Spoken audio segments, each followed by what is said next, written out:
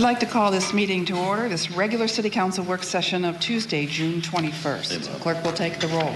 Mayor Wolcott. Here. Vice Mayor Biendo. Here. Councilmember Tandy. Here. Councilmember Hall. Here. Councilmember Villanueva. Here. Councilmember Winters. Here. Thank you. And if you'll all please rise and join us in the Pledge of Allegiance. I pledge allegiance to the flag of the United States of America and to the republic for which it stands, one nation, under God, indivisible, with liberty and justice.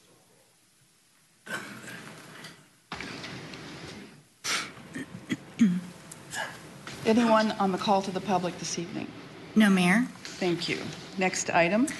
Presentation and discussion regarding the potential adoption of a public art program ordinance which would dedicate 1 1/3% of the total cost of applicable city capital projects to fund public art. And we do have 4 speakers for this item. Thank you. And this is an item that was brought to us by Vice Mayor Biondo. And so I see Mr. Wiggenroth, you are going to proceed with the presentation this evening. Yes, thank you, Madam Chair, members of City Council. I am actually very excited to be before you today. I can tell you I have had the honor to be here with you for 3 years now in Surprise, and I know that that this topic has been raised probably a half dozen times. So I'm excited, yet somewhat a little embarrassed that people had to ask for this about 6 times before we had this discussion. And what I am going to talk about is, and the presentation should be coming up before you momentarily. There we go. Is a concept, and I will walk you through it, but I want to just give you the sort of to set the stage, the overarching purpose for what we're going to be talking about. And this is just in a draft of what we would have as a preamble in an ordinance on purpose. The City of Surprise desires to expand the experience of its residents through public art of the highest quality in concept and execution. Public art contributes directly to the quality of life in the City of Surprise because residents view and interact with it daily in public spaces. Public art instills concern for beauty and good design in public sector by setting high aesthetic standards. Public art reflects and communicates the history, character, and values of the community, and thereby creates a sense of place. The city therefore declares its policy to include works of art in capital programs of the city and establishing a mechanism to fund the acquisition of public art and administration of a public art program. So I'd like to give you just a little bit of history of a prior program that we did here in Surprise. And back in 2002, the City Council did establish the Arts and Cultural Advisory Board in Resolution 2002-160. There was also, about that time, a 1% set-aside established. However, as we go back through the city code and ordinance, we can't see that that was ever codified.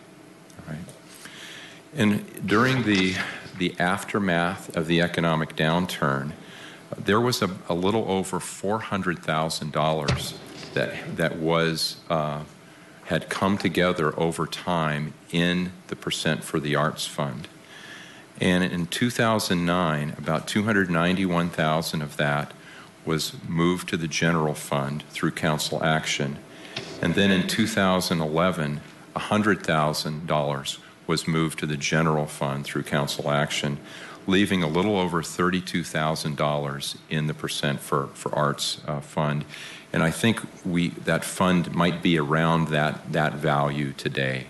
It's moved around, but at least in order of magnitude, that's what was left after nearly $400,000 was moved to the general fund to help the city overall with its financial challenges due to the downturn. What I'm going to be discussing today is a concept. I'll go through it rather quickly, and then we would really like to have your feedback, because it would be our intent to come back to you at some time in the future, if the council desires, with actual ordinance to codify this program or a program like I'm going to describe. First off, I think most of us have heard of a percent for the arts. And what we have seen in the research is there are a couple cities, and most notably Oregon City, Oregon, who's established a 1.33% for the arts. And wanted to put that in front of you for consideration. And the reason it's a 1.33% is I think many cities desire to have a percent set aside for art. But when it comes to actually executing art, on the front end, you have to do a lot of work by getting renderings made. In some cases, you might have a competition where you would do a call for artists. You might have a group of artists that are finalists, and you may need to give them a stipend to go out and create a model. And so there's money then spent with public meetings and in some cases traveling to other communities to see how something's done. So on the front end, there's some administrative costs. And then once you have the art completed, in some cases there are costs to actually cite the art, where you may need to buy a pedestal, you may need to do something in order to provide separation. So if you have some risk management issues, where you have some sharp objects, a way to keep people from climbing on the art. And so this particular concept we have before you is a 1.33%, but otherwise we work much like what we've heard for years, the percent for the art program. The eligible funds would be all of our capital funds. So this would not be a percent on any general funds, but it's on capital funds. So it would be for things like bonds. It could come from operating funds if it's spent on a capital project, general fund, and enterprise funds. The eligible city projects would be those projects over $500,000. And so it would be buildings, and buildings in some cases are what we've talked about in the past, vertical construction, but we're proposing here roads, infrastructure, parking facilities, parks, land. So it would be in general, any capital project over $500,000. It would exclude, however, emergency work, minor alterations, ordinary repair and maintenance, things like software development. We capitalize our software development, but that's not an outside capital project. And vehicle replacement. Those would not be included, although you'd find those types of expenditures in our capital fund. We would exclude it for the purpose of this program. At the beginning of the budget process, we would, once we had an idea what our capital budget would be, the finance department would go through and exclude the projects such as the repair and maintenance and the vehicle replacement and identify what we have that would be eligible. And so let me just give you an example. In the current year, we have about a $50 million capital budget.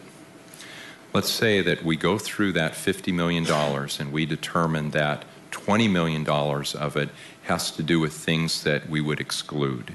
So for instance, repairs, pavement preservation, etc. And we ended up with $30 million.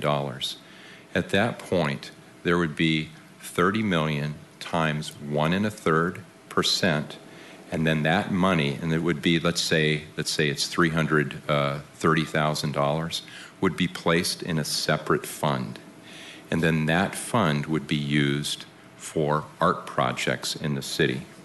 And that would be in, if you look at the bottom of this slide, a municipal art fund. Now, what we would build into this is this concept. I think in many cases, a classic example of a percent for an art is if you're going to build a building, you would reserve a percent for art for that building. And what we would like to build in is flexibility.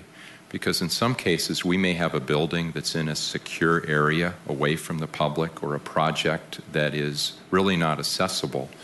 So we would be working with the department who's building it, our Arts and Cultural Advisory Committee, and have the flexibility to say, maybe it's not in the city's best interest to attach the art to the project there where people can't see it. Maybe we want to put it in a public park, at a gateway, in the City Hall complex. So this will have freedom to not have it in all cases attached to that capital project. This program would be administered by our Arts and Cultural Advisory Commission and then by city staff. And in all cases, when we made a decision on an expenditure of this fund, we would come to the City Council for approval. And as I mentioned, the siting of art, it's citywide regardless of the location. I think in many cases, however, where if we were building a building and it was going to be accessible to the public, the art would probably be associated with that building. We would establish clear guidelines in city code and regularly come back and provide the council with feedback at a minimum on an annual basis on how we're doing with the program. So with that, I've done, an overview. Really like to hear what your questions are and what your reaction is to this proposal. Councilmember Hall. Thank you, Madam Chair. I would really like to hear from the speakers. Okay. Because I want to see what their impressions are also of yours before we, because sometimes we get ahead of ourselves and we start to decide or we whatever before we even hear the public speak. And in this issue, I'd really like to hear what they have to say. And then I got a couple questions. You know. Councilmember Winters. Thank you, Mayor. Thanks, Bob, for that presentation. I'm really glad to see that we're going to get back to funding the public art. Now that we recovered from our recession, and 1 1/3 is a good amount, a small amount, but it'll build up. And what was the amount we have in that fund right now? About $32,000. About $32,000. And so, for instance, if we, in the example I gave, this would create perhaps 10 times that much if we had a capital fund that was scaled where we had $30 million of eligible projects. Yeah, well, I think a city our size should really put some effort in some public artwork. I would really like to have a discussion, maybe at a future date, about repaying the money that was swept out of that fund back when we needed the money. I know it wasn't codified or anything, but the council at that time really had every intention of paying that fund back.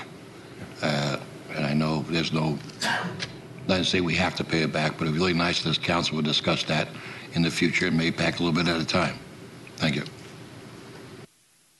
Any other council comments before I ask the public to come before us? Councilmember Cannon? No? Okay. Sherry? Public comments? Yes. Tony Schnell.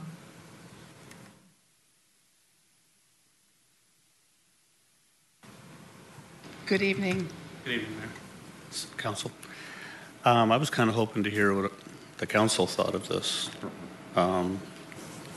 because then I can bring up questions. I would really like to know what Mr. Winters thinks. Mr. Biendo, do you have any thoughts on it? Councilmember, Mr. Schnell. This is a little unusual for the council requesting to hear from you first, and it is. so the point was at the request of council that you speak your piece first. Okay. And you will definitely hear discussion. Okay. Okay, my concerns are the 1/3% toward art projects. A couple of weeks ago, I heard there was going to be a 1% cut across the board from all budgets. Now, was that to save the city money, or was that to use for something else? Am I not? You don't know anything about that?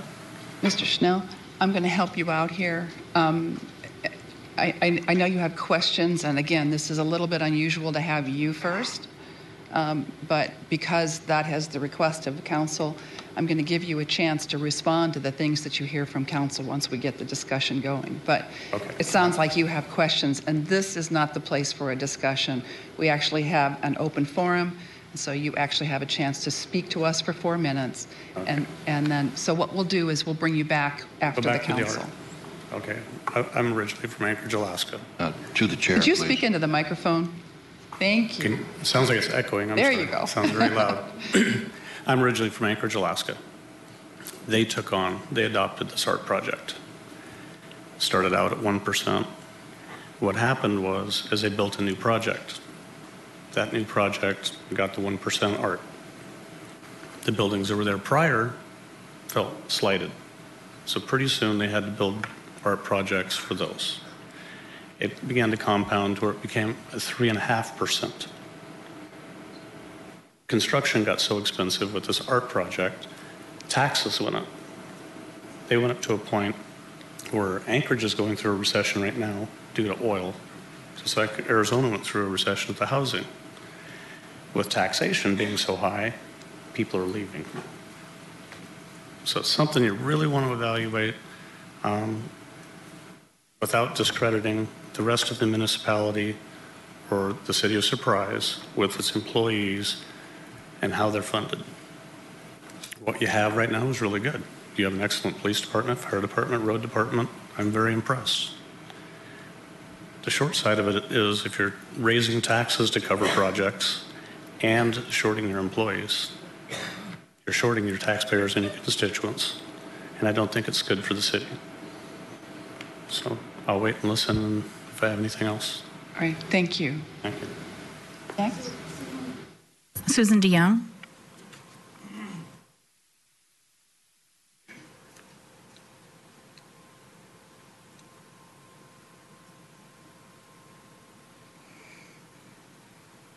Good evening.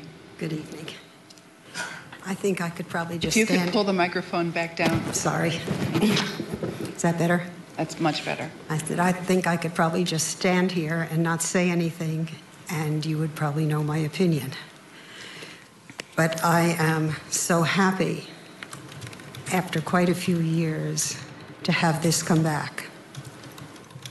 I think it's time that we did this. And it's the exact right time to do this because Surprise is stepping up to the arts now, and we are saying we're going to be doing things. And I think it's an excellent idea to have had this since it's gone away, when it's coming back. It's done something with itself, and it's grown. And the 1.3% is excellent. I think we have a number of things to look at as to how it's going to keep funding itself once we've grown so much as a city that we're not sure where money is coming from. But as of now, all the explanations are excellent, and I really do support this wholeheartedly. And as far as what Councilman Winters said about the money from the other fund, I think they're two different issues and should not be discussed at the same time. I think we need to discuss them separately. And thank you. Thank you. Margaret Liu.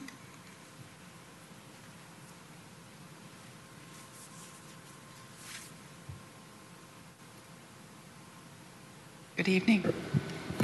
Hello, Mayor and Council. Thank you for having me. I just wanted to say that I applaud you for bringing this up for a discussion. I've been on the Commission for the Arts since 2009, and this has been a long time coming for this discussion to come up. So thank you for having it. Thank you for city and staff and the city manager for bringing this up. Two things I want the mayor and council to think about as the discussion continues. The first is sustainability. If this is something, and I hope this is something that you take into serious consideration, just to make sure that's something that can be sustainable for us as a commission and as a city. The second thing is think about the economic impact of the arts. I know sometimes the arts isn't the most, or the thing that's looked at the most by some people, but the economic study for the city and the arts is coming out again, and studies have shown that the arts not only improves quality of life, but the economic impact on the city as well. So this can help our city in multiple ways. Thank you. Thank you. Jean Dibner, please. please come forward.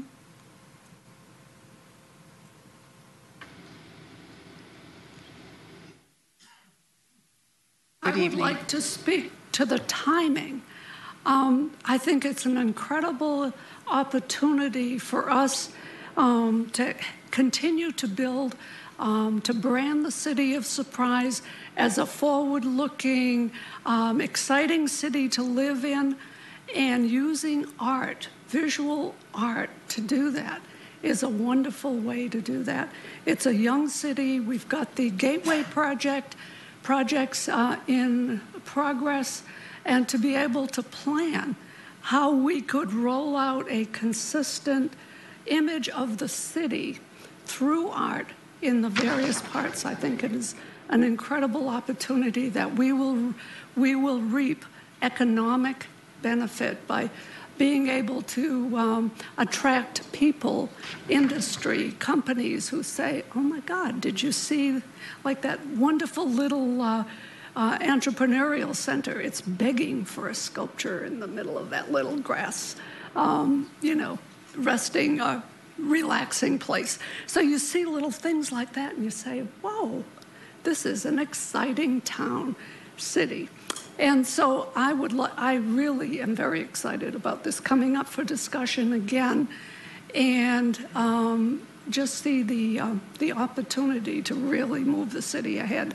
There has been spending, we can do a little each year, and with the platform project, we're borrowing art and trying to bring sculpture in and art in, but this will really jumpstart our effort.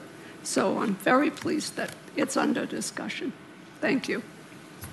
Mike Woodard.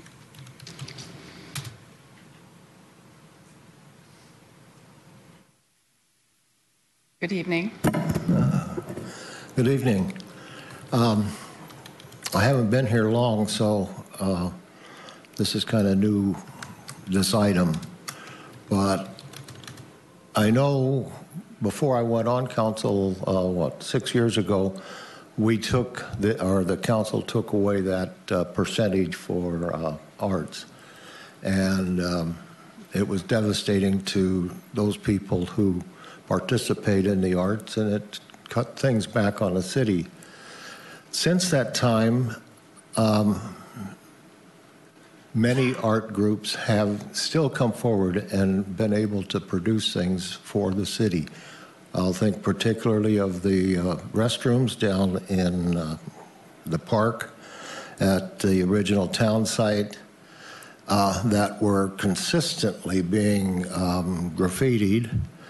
And it's my understanding that since there was a few, I think it was $2,000 that was donated or put into painting that mural on there, it has not been graffitied even once. And that's been well over 5 years. So art does have a place in the city, and it can be beneficial to the city because we're going to spend money to cover graffiti. We may as well spend money to make it so that we don't have graffiti. It's just a growing city has a great opportunity to present the arts and present a multicultural opportunity for its citizens. So on my behalf and on behalf of the Art Association WHAM, we endorse this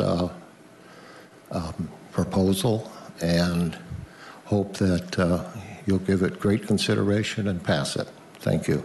Thank you. That is all, Mayor. So again, this item is for discussion this evening. This is not an item for action this evening. And so I do appreciate the comments of our audience, and just to give some leeway to those folks who may want to respond to what they hear, because we usually do this in the reverse order. So Councilmember Hall. Thank you, Madam Chair. And thanks for accommodating that, Mayor. Interesting. I wanted to address the first speaker's concern. That we're not displacing money by funding the art, right, in this proposal. Madam Chair, Councilmember Hall, what our proposal would be beginning 2017, so that would be on new projects that we would reserve 1% and 1/3 of what was budgeted for the capital projects. Fiscal year 2017. Thank you for that correction. And so it would not impact our operating funds in any way. This would be money that has been set aside for capital funds. One piece of precision I didn't mention earlier, some of our capital funds may be funded by federal funds, or they may be specific grants that would not allow us to apply a portion of that for 1% for arts. So we would not use those funds, but those funds that are wide open, then 1 1/3% would be set aside. So you are correct. Okay. Well, I appreciate your proposal, Bob, and you've got a good point about the 0.3, just the setup, preliminary setup, et cetera, that isn't the art, but it gets the art there through whatever means. I think that's wise, and I think the sustainability piece is, art is fun. I mean, I'm not an artist, but I see something I like, and that's nice, But I think it makes a statement of our city in terms of it has an influential role for our city in terms of economic development. When we bring people here to our city, it shows a little more maturity, I think, and it also adds to quality of life of our residents. And I know the Arts Commission started a bus program showing the art in the city of Surprise, which was, it was packed. I mean, if you focus on it, people don't know how many pieces of art there are in the city. And I think we'll get to a tipping point with WHAM and with West Valley Art now having a presence, that we will take on an artful city, so to speak. And I think that makes a big statement in a lot of ways. So I'm totally supportive of it, Bob. Thank you. Vice Mayor Biondo. Thank you, Madam Chair. I think the gentleman who spoke earlier made a really important point, an important caution about being sure that the program serves the entire community. And I think that's one of the major reasons, I think, that flexibility to which you spoke earlier is built into the ordinance, that simply because the capital project is occurring in one portion of the city doesn't mean that art would go in that exact portion of the city. So I think that caution and that important point that he brought up, I think that's built in as a safeguard in the ordinance. I think the other thing that's important as we look at the overall plan of the arts in the city, this is one piece of maybe the three-stool foundation of the arts. Right now, there's another group, I think our Arts Commission, maybe some others is on staff also, building public art policies for the entire city of Surprise. There's another leg of that stool that talks about developing a siting plan. Where in the city are the most appropriate places for public art?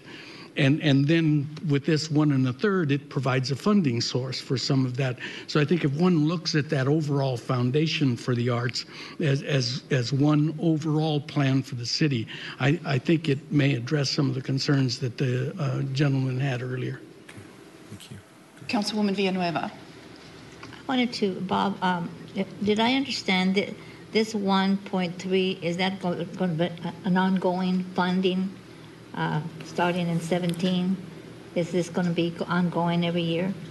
Yes, Madam Chair, Councilmember Villanueva. Every year we would look at the money we plan to spend on capital projects. So streets, roads, buildings, parks, and we'd take 1 1/3% of that and set it aside for art. So it would be every year we would look at that and do it. Now, sometimes we have, so for instance, This evening we're going to be talking about a bond program. So we may have some years, if we had a bond pass, where we'd have a lot of capital projects and the number would be big. Then we'd have some years where the number would be smaller. So it would fluctuate, but we would do this every year. Well, I also support the program, but I also like the idea of having it throughout the city, not just in one area, because I think that makes Surprise as a whole. Absolutely. Thank you. Councilmember Tandy. Thanks. Within that 1 1/3%, would you anticipate, here's my concern, not the sustainability, but these art projects are over time going to need some maintenance and things like that. Would we be funding that out of that fund as well? We could build that into this ordinance. We have seen some cities that do that, and then some cities that once the art is cited and completed, it's taken over by the Public Works Department or the Community Recreation Services Department to maintain. So we could build that into, and that would be one of the things that we would use that 1/3% to fund. I think that's a great point, sir. Okay. And I know the gentleman will be back up here to talk to us again, but I kind of understand what he was saying. Hey, is this going to cost us more than it's worth? So it's really a value proposition. Does this create value for the city of Surprise? I think art probably does. And strategically, since we're still so new and trying to find out what is Surprise and what is it as a sense of place, I think this possibly could be a good thing for us. So yes, it'll impact our taxes, and we'll have to manage our budget to those project dollar limits and try to, get everything fit in. But I don't think it's going to cause more creep in taxes than value it adds, probably. That's my sense. And just because I've come across this and had this experience, I know we're just talking about public art right here, out of public funded projects. And I know we can't really make it a requirement here in Arizona unless we're maybe a charter city to have private developers also consider developing, but maybe we could have either a volunteer program that kind of mirrors this, or maybe later on we maybe consider charter city, because the same issue there with private developers. Do you want to drive them away because things cost too much here, or will they also see the value? And I'd like to point everybody into, I understand today, I heard that the city had actually looked at this. But I grew up in Southern California, and there was a city next door to my city called Brea in Orange County, kind of near Disneyland. And Brea, back in 1975, started a public art in public places, and you can look it up on their website. And if they've got some good ideas, I'm all for stealing all their ideas. I think they'd be willing to share them. And I remember when some of those first art pieces went in, they had a big Unical company with lots of employees there. It was a research and development facility. And they put a sculpture out there. They required them to put it out there. It's part of the 1% art. And I thought, whoa, is this going to really work out well for all these people, or are they going to kill their business? It didn't kill their business. The community is known for that. In fact, the neighboring city that I lived in was Yorba Linda. And since I moved away from there, my church has even put one of the nicest sculptures I've ever seen on there, and they aren't required to. So it's kind of a real sense of, it's a sense of place. I think it created value for the community. It created a sense of, hey, I really like to live here. It's really kind of nice to have all these things here. And so I would encourage anybody who has any concerns about this to go out to the Brea Art in Public Places website. You can actually click on a map, and you can click on the dot where all these are located, and it's a city of only 41,000, but that map is full. It's got lots of dots, and if you click on the dot, it brings up the art piece, so you can see all the different art pieces. It also has a capability to, they talk about art by artist, last name. You can search. They've got a whole scenario of how they decide and approve a developer's recommendation of what they're planning to put in. So they've done a lot of legwork, and I think maybe that's something we talk about. So while we're talking about just public capital projects here, I think I'd kind of like to have the discussion open up. Do we want to make either a voluntary, or if we need to go towards charter city? This might be a few years down the road, but is that something that the city would be interested in? And I'd love to have public feedback of what the residents feel about this. But I'd encourage them to look at see what program that has worked well has turned out like, and that's a great example. Brea Art in Public Places. Councilmember Tandy, I'd just like to address that last point about the private sector, and would like to talk a little bit about a variety of pieces to the code if we're going to get it right. And I'll preface that by saying I think the arts is part of our very soul, and as we're growing a community, you can't ignore that. But there are questions that our first speaker actually raised that I think that we need to address. To your last point, there may very well be, if we include it in the policy, a way of making the set-aside go further by actually matching a private sector donation. So if the private sector decides that they want to put a piece of art or sculpture in front of their building or whatever, then they could apply for a match to that arts fund, which would make perhaps the project be more viable. And so it's a public-private partnership, and I think that's something that we should consider. Going back to the issue of that was first raised about, does this supplant other funds? I think what needs to be made clear is if you have a $20 million project, 1% of that, 1.3% of that will be set aside. So that will then take whoever the project manager is going to have to value engineer that project so that it leaves the room for the 1.3%. Is that not correct? Yes, Madam Chair. And then just because I'm a numbers person, it would be 1.3333. Okay. So it would be value engineering. It would be value engineering that project down 1.333% in order to leave and accommodate the policy. Yes, that would be for a project that, say, was scoped out. That's what would be looking at that. Or let's say 5 years from now, when they're scoping a project, they would know that 1 1/3% of the capital costs will be going for art, and then perhaps build that into the project scoping from the outset. Okay. So again, there is a trade-off. You are value engineering the project down to accommodate the arts, and so that's a discussion that we need to be really clear about. The other thing is that the soft costs of preparation of a pedestal for a piece of art and those types of things is anticipated to be in that 1/3, and is there a way of really calibrating that so that you don't go beyond 1/3, that extra third for those soft preparation costs? And is it, in fact, all of those soft costs? Because you mentioned earlier that this would be administered by city staff. So are we really covering all of our costs for the administration of this program through the 1 1/3? Okay.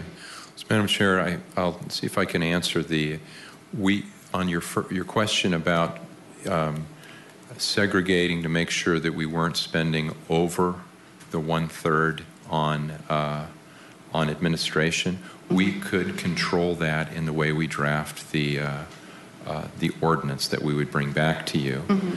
And then we also, in that ordinance, could incorporate what Councilmember Tandy said about ongoing maintenance. I think now, as we conceive this program, that we would not need to add any additional city staff. So I do agree that this would provide us another item to administer.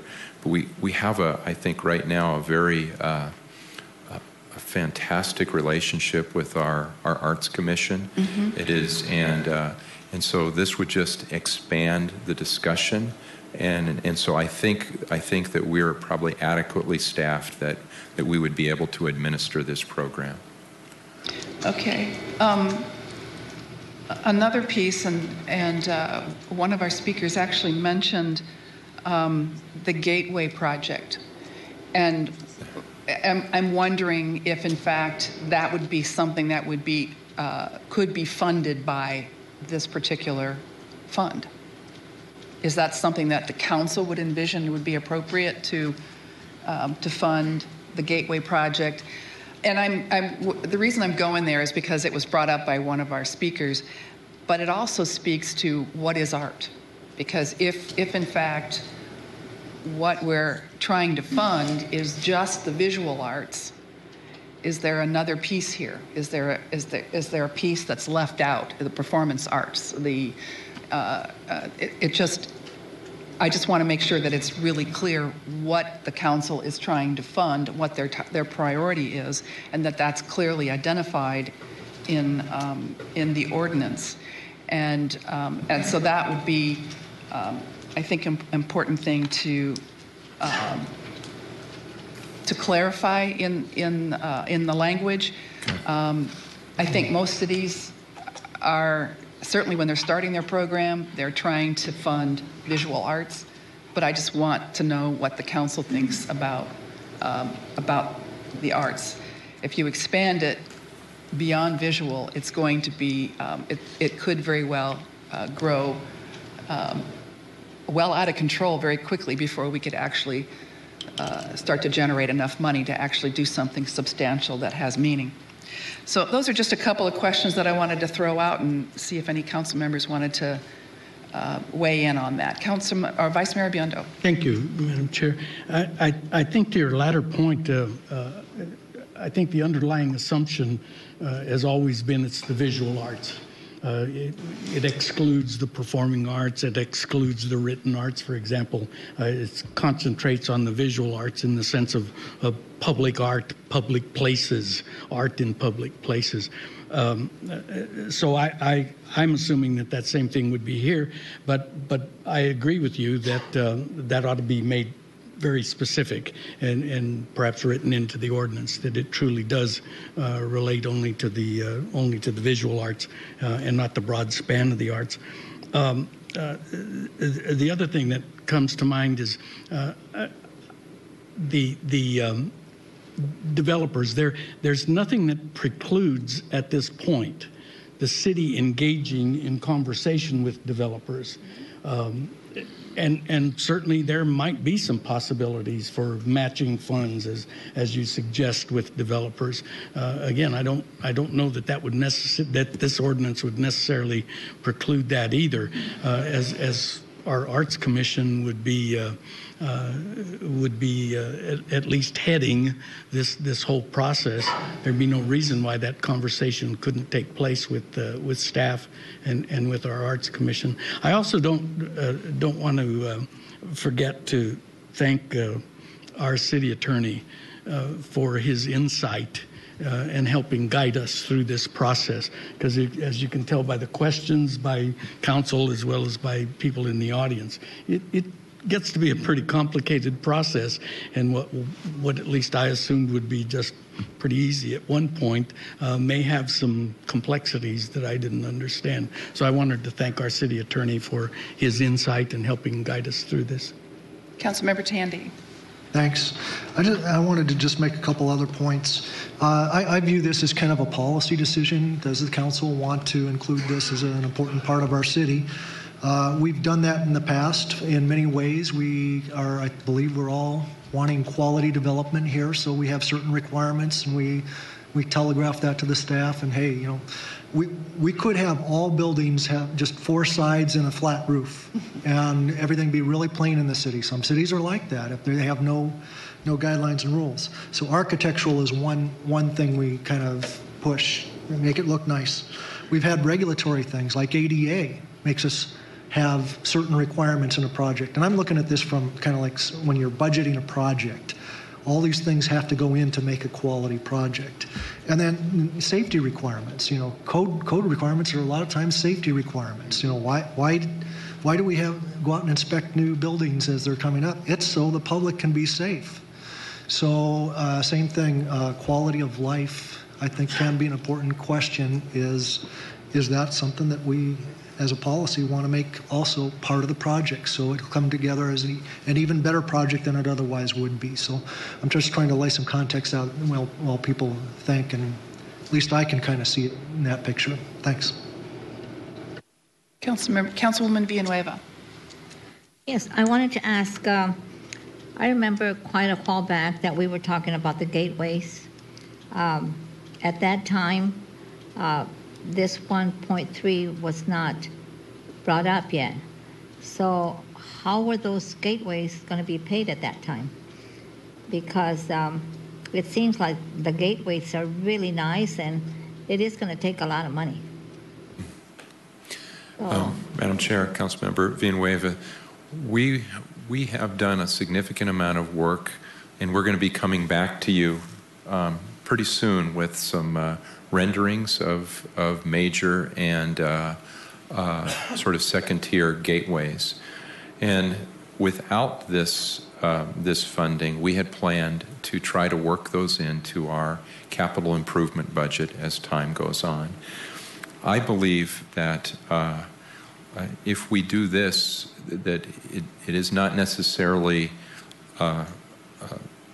what council would want to spend this immediately on the gateway projects. However, it probably would be valuable to have a conversation with the members of our Arts Commission to talk about whether a more art-influenced gateway would be a potential use for it. So I think it's possible, but I think what we had planned to do was use our city's capital money to put those gateway signs in, separate from this art money. Okay. Thanks. Thank you. Councilmember Hall. Thank you, Madam Chair. Just a few points. I agree with Vice Mayor Biendo regarding visual art. I mean, I think that's where we're focused. I think suggesting to developers, depending on the size and the scope, about contributing art to the city might be a good business decision on their point. Okay, and then I take Councilman Tandy's point about safety. I mean that's got to be built in. Especially with like sculptures. Mm-hmm. There's a safety component. And then, but I didn't envision gateway signs being part of this. I envisioned that being part of the CIP. So that's my. It does raise the question of if gateways actually rise to the level of what is art versus what is signage and wayfinding and that kind of thing. Right. So, but I just thought I'd raise it because that's good. it was raised by the public. So, Councilwoman Villanueva, did you have another comment? No, thank you. Okay. All right. So, I think we've exhausted the questions about this. I agree. I think we should limit it to visual arts. Okay. I think that's extremely important. I do understand the first speaker's question about what he's experienced in creep. Mm. So we need to be cognizant of that if the council is going to be taking that, because I'm not certain that at 1 1/3 we've fully identified the full cost of implementing the program, even at 1 1/3. 1.3333.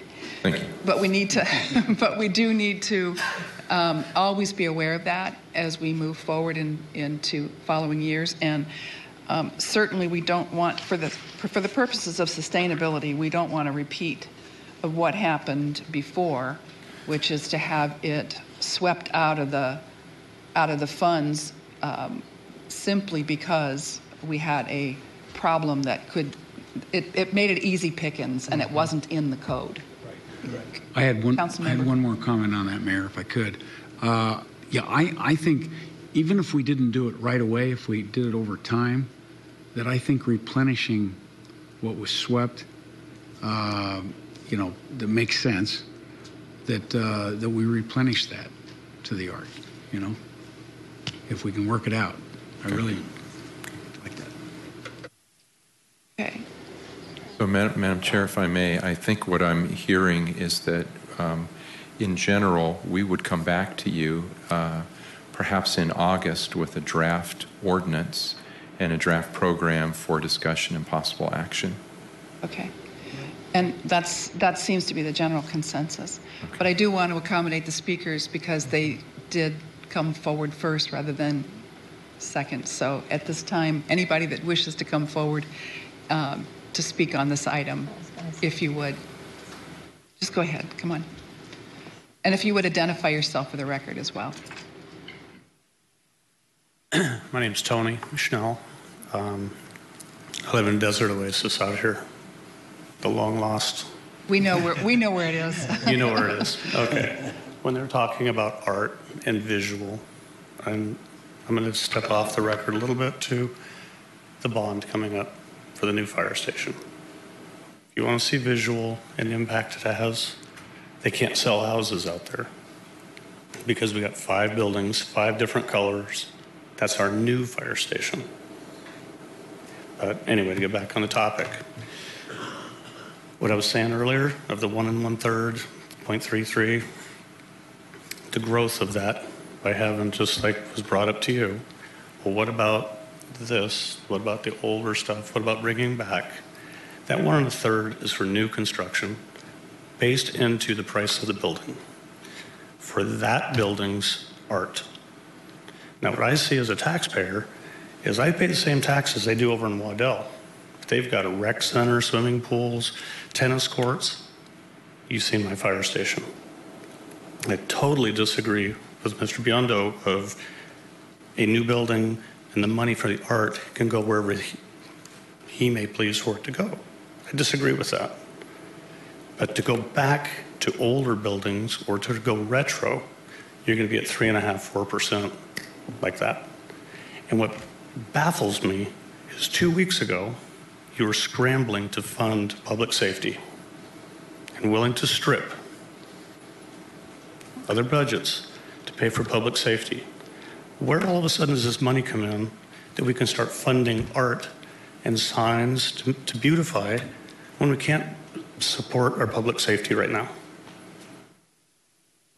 That's my issue. I would love to have somebody respond to me. And again, this is not the environment that we can engage in a dialogue, but I appreciate your comments. Okay, thank you. Thank you. Anyone else? Okay, I think you have guidance. I have guidance, and there were a number of compliments on our draft to you. So I'd also, in addition to Mr. Wingo, like to thank Edith Baltieres and Vice Mayor Biondo for helping us put this together. Thank you. Thank you.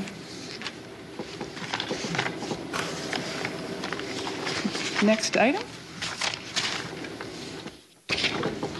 This is a presentation and discussion of the current state of the Colorado River System and CAP and the impacts on Arizona and Surprise.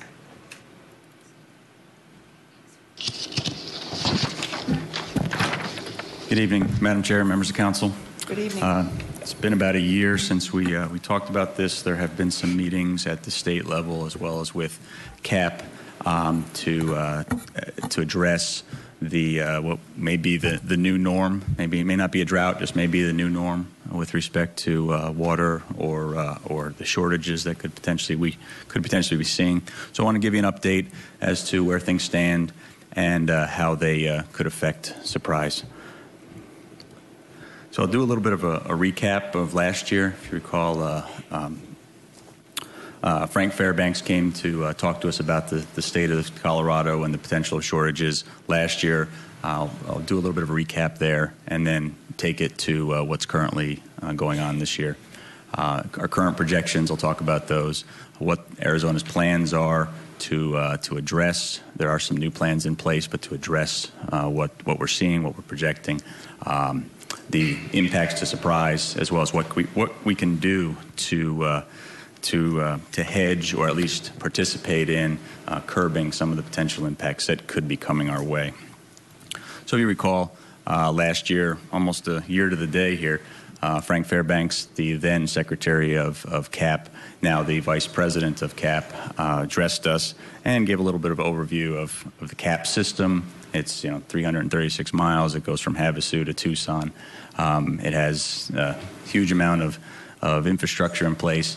The new Waddell Dam that holds up Lake Pleasant is part of that project, and it delivers about 1.6 million acre feet to central Arizona annually. And then he talked about the economic impacts to the central Arizona that the CAP has had. Again, it provides 80% of the water that Central Arizona uses, serves about 5.4 million people. A recent ASU study at the time showed the economic impact about $100 billion a year and 1.6 million jobs over that time in which the CAP was had been constructed to today. And then also at the time, when we talk about the Colorado River system, we really talk about and we want to focus in on Lake Mead and the storage that occurs in Lake Mead. And I'll go into that a little bit more deeply later, but at the time, the lake level at Lake Mead was about 1076 above sea level, which puts it about 37% full, which is not the greatest percentage we want to be in. So one thing I wanted to stress is that when they talk about shortages on the river, they talk about a projection that will occur in January, but they call them in August based on the projections that coming January, and then those shortages go into effect that January. So I know recently in the news they talked about how the lake level dipped to its lowest level, 1074. It's never been that low before. That's a snapshot in time at that point in time. That doesn't mean a shortage has been triggered. It just means that's where it's at right now. What they're looking at is based on what flows into the lake from the river, from runoff, those levels that they see that could occur in January based on a projection in August. I know it gets a little bit complicated, but if they see that January is going to be short, a shortage on the river will be called in August to take effect in that January timeframe. So it's a little slightly complicated, but that's the timing that they look at. So a little bit more recap. In 2007, shortage guidelines were enacted, and Arizona and Nevada had shortages taken out based on the trigger levels at the height of Lake Mead's water level. I'll get to those in the table at the bottom there in a second, but if you notice, California never takes a shortage. Their allocation stays strong. At the time, Mexico voluntarily took some shortages as well in order to preserve Lake Mead. And so the triggers that are important here, and I want you to kind of, when people start talking about shortages, these are what they talk about, the trigger levels of Lake Mead. So at elevation 1075, that's the water levels at 1075 in January of that year, Arizona will be seeing a 320,000 acre foot reduction in the amount of water that will come to central Arizona. And then the next trigger point is 1050, another 400,000, and then finally 1025, 480,000. I'll go into what that means overall for Arizona. Something to point of note is that at elevation 1050, power generation at Lake Mead starts to get fishy. I mean, the water level is at a point where they're not seeing the fall to run the generators, to run the turbines, to produce power. So there's another that power that Lake Mead is generating has to come from someplace else, and most likely will have a cost implication associated with it. And then finally, at elevation 895, hopefully we never see that. Lake Mead is what they call dead pool. It's a big pond, big puddle, and that's about it. So, but the elevations are those trigger levels that when they start talking about shortages, this is what they're looking at. So finally, Frank had talked about what the shortages meant with those trigger levels. So a 1075 is a tier 1 shortage. What does that mean? That means that those upper parts, the excess water, ag pool, that amount gets affected, and the waters do no longer go to those areas. We as Surprise, we are down in the dark blue, M&I priority water. So even with a shortage at a tier 3 status, water will still flow down the cap to Surprise. It's just a matter of how much are we going to have to pay to get that water to us. So any questions on sort of what we had gone through last year at this time? Council, questions? I think that's your last point is what we have to acknowledge. It's just a matter of time before scarcity drives the price up. Absolutely. And so it is about cost. It really is about cost. One way or another, it's going to cost more to deliver the finished product. And you're exactly right, and I'll get into a little more of that as we talk more. So on May 18th... Councilwoman Villanueva has a question. Sorry. They say that no question is a dumb question, but I heard this 3 times already, and at first I ignored it, and the second, third time I thought, I wonder if there's any truth to this, that China had bought some land along the Colorado River in order to restore some of the water. Is that something that part true or not true, or? Well, I cannot say that I've heard that firsthand, but I've also heard that what I've understood it to be is that China bought land along the Colorado because the availability of water, believe it or not, I don't know what availability of water this in China is, but the availability of water along the Colorado is better than what's in China, and they bought the land as an ag source to grow crops that will be then shipped back to China. That's as I understand the picture. I can certainly look into it a little bit further, but that's how I see it. Chinese have been buying up ag land to grow food product to send back to China. And I don't think they're alone. I think Saudi Arabia and a couple of other countries have done the same. Most likely, yes. Okay. Any other questions? Is there any way to stop that, or is that land that anybody can buy? As I understand it, if it's a private land and it's for sale, they can buy it. They can do. It's kind of like when the Japanese bought Times Square many eons ago. It happens. Okay. Thank you. Okay, so in May of this year, there's a meeting at AWR, and they went through again sort of an update of what's going on with the river, with Lake Mead, and those shortages there. And so what's here, I'm hoping it came out actually pretty well. This is a snapshot of their forecasting model. And so the vertical line there is April of 16. Our meeting was in May. So in April of 16, the conditions on the lake were 1074.95. So just under that first trigger, contained 9.6 million acre feet, 37% full. So what they do is then they forecast out, given historical trends on how water enters the lake, and they look at what's it going to be in a January, December timeframe, and they predict that at the end of calendar year 16, the level will be at 1078, so just above that trigger. They've got a sort of a range that it could go even higher, and so looking at that. Given the time frame here, they'll take another read in August and project to January. That if January is good, no shortage on the river, and so this is just a snapshot of what their model could look like. And so this is the probabilistic view of the whole deal here. Is that in calendar year, these are calendar years. In calendar year 2017. The possibility, based on that model that you just saw on the previous screen, the probability of any shortage is about 10%, and that obviously the first shortage would be level 1 shortage. However, that jumps in 2018 and then gets a little bit progressively worse as the years go on, if the conditions, the weather conditions stay what they're at. And so in 2018, 50-50 that we could see a shortage on the river. Probably not a level 2, but possibly a level 1.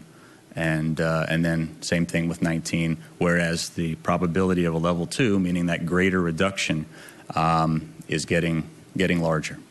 So it's it's a snapshot in time. It's some forecasting in there, but it's something we need to be cognizant of, and something we have to at least plan for in the future. So Arizona historically has planned for this day.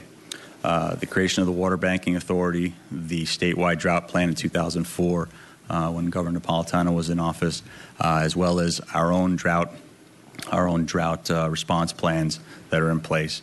But also, what has occurred recently is that 2 new reserve efforts have gone underway at the CAP level, at the state level, and in partnership with Nevada and California and Mexico. And sorry for the acronyms here, but the LBMOU is a plan that targets about 750 acre feet of water to actually remain in Lake Mead, just conserve those deliveries or those usage, and so therefore the water stays in Lake Mead, therefore preserving that elevation that is vital to these shortage triggers.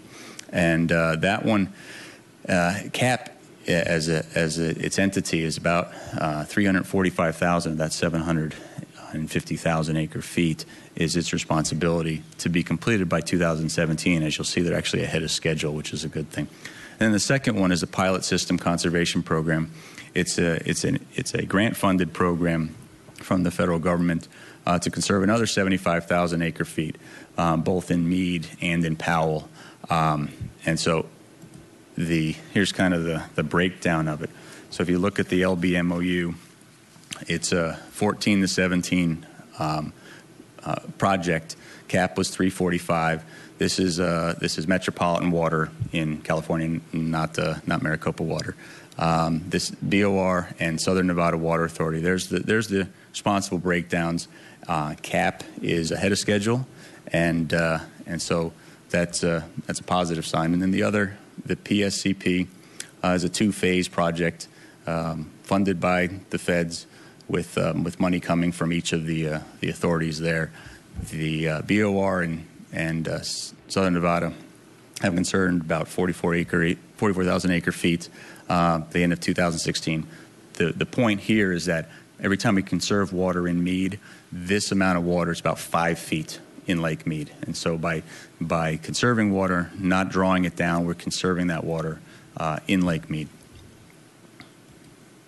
And so what the first program will do for us is the 2 red circles there sort of show the 2007 plan, where Arizona obviously, takes some losses each time, and California takes 0. In this new plan, California has agreed to start to implement reductions as well of the Colorado River. So this program has some merit that everybody is feeling the pinch here, and everybody's going to take ownership in some reductions. So last year, Frank had shown what a Tier 1 shortage on the river would be as far as an impact. The key here is the bullet that really affects surprise is the bottom one, where it says total delivery rate. At the time, our delivery rate is about 159 an acre foot. In 15, based on that number, it would have gone up to $181 an acre foot. So if you look at that same percentage, now we're paying $161 an acre foot, 13% increase. We're about $183. That means that for delivery of the water at our full allotment is an additional $226,000 for just a Tier 1. Water's still available to us. Water will still be available to us. It's just the cost to deliver it is going up and would go up under a Tier 1 shortage. So what can Surprise do? regionally. We can evaluate and support some of the programs that I just mentioned. I'm sure there will be others that will come out from BOR, from CAP. The pilot program, that second one, the smaller program, we could participate in that program. What it would do, mean is that we would not take delivery of our water. We would leave that water on Lake Mead and either see some potential reimbursement or possibly some credits. The particulars as it relates to the local level is still one I have to evaluate further. But there will be other programs that if we can participate in it, it only curbs and sort of buys us some time with these shortages, so that we can allow Mother Nature to catch up and get some more water into Lake Mead. And then also, again, I think I mentioned it, partner with the agencies as to what other possibilities we can participate in to help regionally. Locally is really the best we can do is to understand our demand, keep our demand to what it needs to be without any excesses, work on our conservation programs. If in the unfortunate event that there is shortages or even something worse, that we acquire long-term storage credits, and so that if we have to utilize our retirement account, for lack of a better term, that we have a robust enough account so that we don't have to, unfortunately, we'd have to buy water. And at the time that we would have to buy it, I would be afraid to say what that cost would actually be. So again, continue to maximize our reclaimed water efforts. In our capital program, we have recharge programs that will maximize that water back in the ground, and then work on public education and outreach to educate folks that it's not the amount of water, but it's the cost and why the costs are what they are. And so, with that, I don't have another slide because on as early as 2 Thursdays ago, the CAP board meeting, CAP recently elected to raise the capital charges of the water significantly. We currently pay about $23 an acre foot. They voted to raise it to $31. Excuse me. Don't run out. There you go. I brought 2, so I don't have to pay more. They voted to raise the capital charges, and what the capital charges are the fees that we pay regardless of any delivery of water. It goes to pay the debt on the canal itself that we received money from the federal government to pay. The reason the increase is at very broad brush, they're going to have some more public outreach to inform us a little bit more about this, but is that the sources of income that go to pay the debt on CAP have been drying up. And in some respects, they sold power from Navajo Generating Station. Those customers are either gone elsewhere or no longer participate in their program. And so their sources are drying up, so it's got to come back to us, the subcontract, and their other customers. And so that also is going to impact our very finite budgets. We have council has adopted rates to go through 2019. These incremental increases, I believe we can cover. However, as CAP also adopted, was that in 2018, the capital charge could go as high as $49 an acre foot. That gets significantly tight with respect to our overall budget. Off the cuff, maybe some of the capital projects that we have in play right now would be impacted and may have to wait. So I'll come back to council more to update you as those things develop, as well as an understanding as to why they're occurring. But at the very least, the shortage on the river is a very possibility in the next couple years. The capital charges as it relates to CAP is almost as certain. and in the end, we're talking significant dollars. So with that, I will stop talking and answer any questions. Just real quick to the point of the private sector water suppliers, is their markup significant to the addition of the markup that's been approved by CAP? Madam Chair, at the present time, CAP has left their charges the same. I anticipate probably in the next few years they'll get the same thing. The private sector providers, they will see their capital charges go the same direction as well. Their delivery charges, I don't have the schedule in front of me. They're on a different schedule than we are. Mm-hmm. But right now they addressed the subcontract customers first, and so that's unfortunately that's where we're eating it first. But even the delivery of the finished product could actually go up even more with the private sector because it's a for-profit proposition for them. With respect to those portions in Surprise that receive private water providers, yes. Which is about 85% of our city. That's correct. So just want to be clear about that, too. That is correct. Very good point. Absolutely. Okay. Councilmember Hall. Thank you, Madam Chair. Terry, first of all, the delivery rate, we're talking about $22 an acre foot more. About the delivery rate at 13%. Yeah, something like that. Okay, so what does that equate to in dollars? Right now we spend about $1.7 million.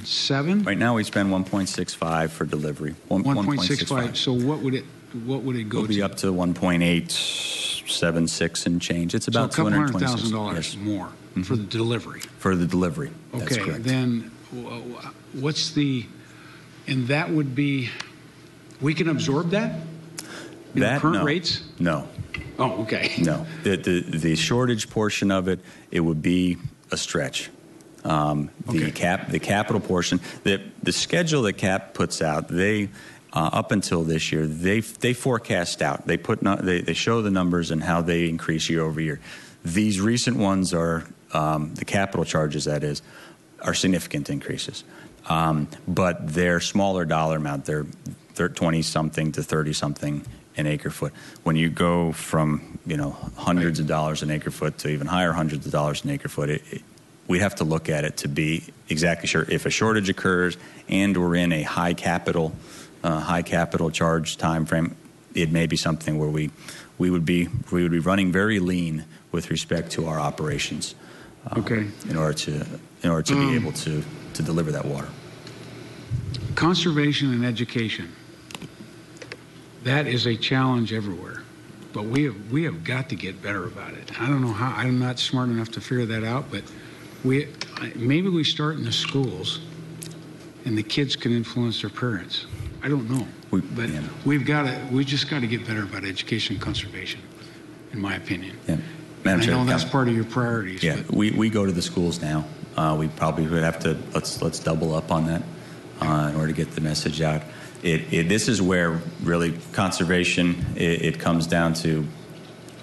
How much do I want to spend on my water? And so then I shut the water off when I brush my teeth, and I take a cold shower till it heats up or something along those lines, because at these rates, at these costs, it can hit you significant's Now, the long-term storage credits, refresh my memory, that's not really wet water.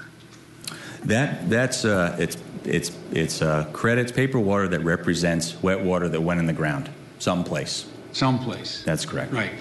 So it gets to that availability. Mm-hmm. Yeah. Right now we have water under our feet, and so we could cash in a long-term storage credit that went in the ground in Tonopah, where it is our goal to put wet water under our feet always, and so we always have wet water on our feet. The criticism of the 100-year assured water supply is that the water would come out of the ground here, and everybody would recharge over there. And so, what's the guarantee when the water runs out over here that the water's not going to be where it's at? Right. But in a term of shortage, we know we have water under our feet. We've been recharging water under our feet. So if we need to cash in those long-term storage credits to not have to pay a very high wet water charge from CAGRD or somebody along those lines, we do that. Well, Terry, I appreciate you bringing this to us because it helps us define the reality. Mm-hmm. And it's not great. It's not great news, but we've got to work with what is. And so I appreciate you having the courage to tell us that our water rates may go up for the people that are supplied by the city. And as the mayor pointed out. Anyway, thank you. Councilwoman Villanueva. No, I think I had the same question that you did, and you answered my question. Oh, thank you. Thank you. Councilmember Tandy. Thanks. For the City of Surprise water customers, we're getting ready to take over the billing services for that.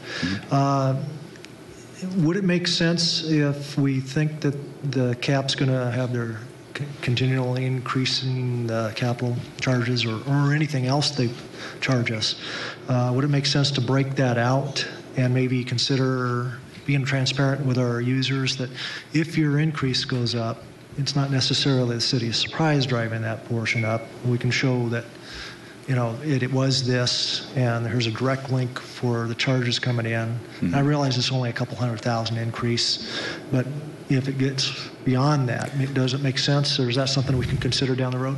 I think we can try to develop a crosswalk there. When it gets down to the nitty gritty, where we're deciding whether to operate or to pay the delivery of the water, it gets to be a little bit of a challenge. But I mean, to do that crosswalk, it's possible. I know some bills like we're going to be talking about Cox later tonight.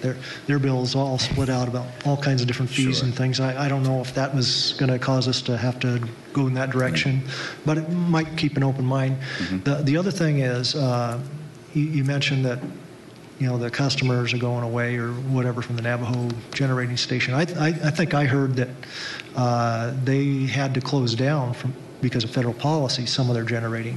Therefore, they're not going to generate as much revenue because it's a coal-fired plant. If federal policy were to change and maybe they were to open that up, maybe that problem might go away, or I don't know does that make sense, or from what you've been hearing? The Navajo generating station I think is more complex than the water-ish situation here.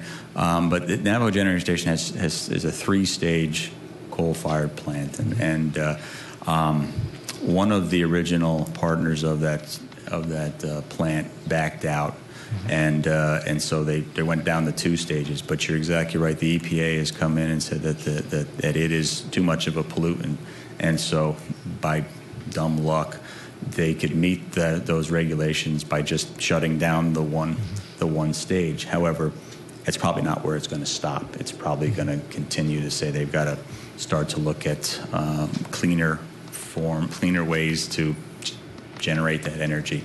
Of which case, it will go back to affecting the cost of the water there. Yeah, that's interesting. My only point there was this is real complex. All kinds of things impact it. Thanks. Any other questions? Terry, thank you so much. Thanks for the delivery of the great news. I'm sorry for the cautionary tale.